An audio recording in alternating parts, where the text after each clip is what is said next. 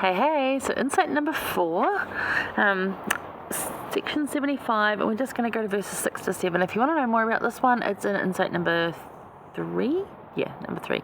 So go watch that one. So, section 75, verses 6 to 7, some more good ways to invite people to see the gospel. Here we go. This is about William E. McLellan, who we love. He said, "Therefore, verily I say unto my servant William E. McLennan, I revoke the commission which I gave unto him to go unto the eastern countries, and I give unto him a new commission and a new commandment, in the which I, the Lord, have chastened him for the murmurings of his heart." So 2 things I got to point out here is that he didn't actually murmur out loud, he murmured in his heart, much like Sariah did back in First Nephi. She felt it in her heart. Didn't often say it out, but felt it. Now, the Lord knows this.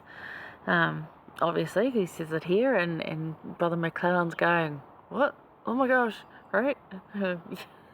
Imagine sitting in a meeting and having been called out like that. "Oh, yes, Sister Pemberton, the murmurings of your heart." I'm like, what? Who knew? What? Right? It's kind of like, woo.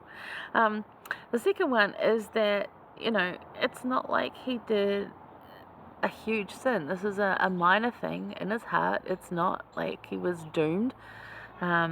He has issues like this, and this is a problem for him and a problem for many of us. We have this in our hearts. We don't often speak it out loud, like Ezra Booth, that was causing all these problems with the anti-Mormon literature.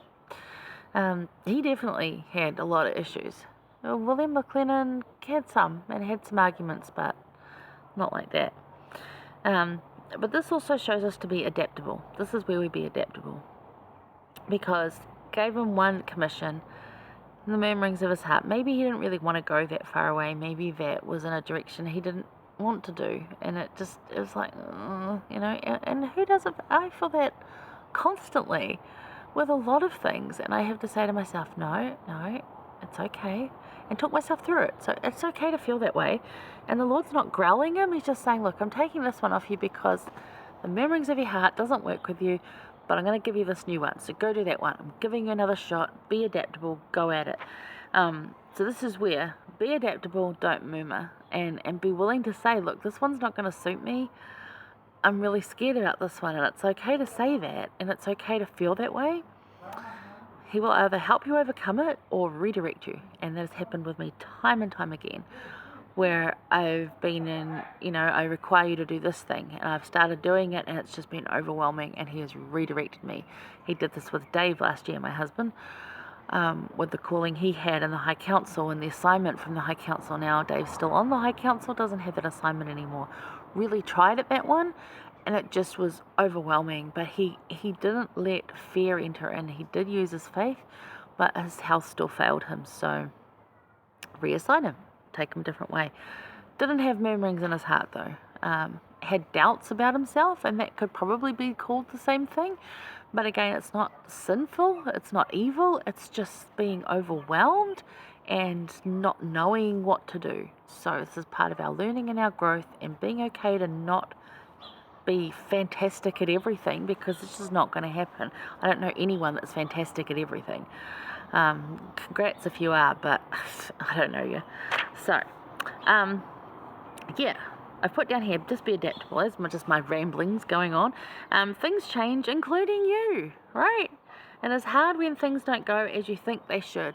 And I just did a course this morning online, and one of the things she said is we've got to stop shooting on each other. And I'm like, that's a very good way to put it, because it should be this and it should be that. And it's like, well, who said that? And I'm realizing that a lot lately, and I'm trying to stop using that sort of phrasing, and encouraging my husband to stop using that phrasing, as in it should be that way, or it should this.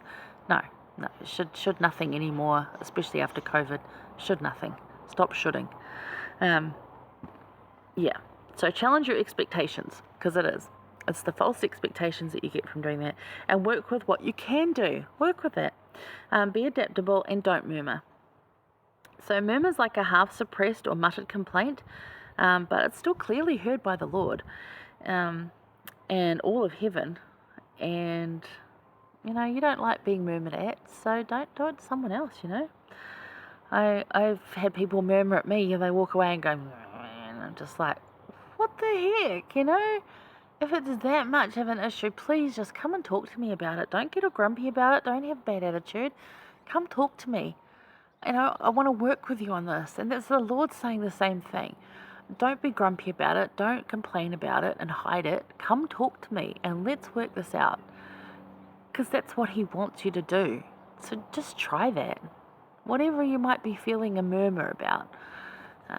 Because, it still happens to me. I still have this, from time to time, just, no, do I have to?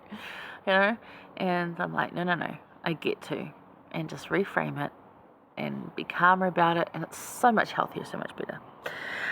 Elder Neil A. Maxwell, he said, those of deep faith do not murmur, even while in deep difficulties. And that's food for thought. So those of deep faith, because I would call myself someone of deep faith, I really would. Maybe sometimes it isn't deep enough, and I'm still working on that. And that's just fine. I'm working on it. But yeah, those of deep faith do not murmur, even while in deep difficulties. So it's a good one to think of. All right. That was insight number 4. Hang around for insight number 5, finishing off this section. Yay, see you in a bit.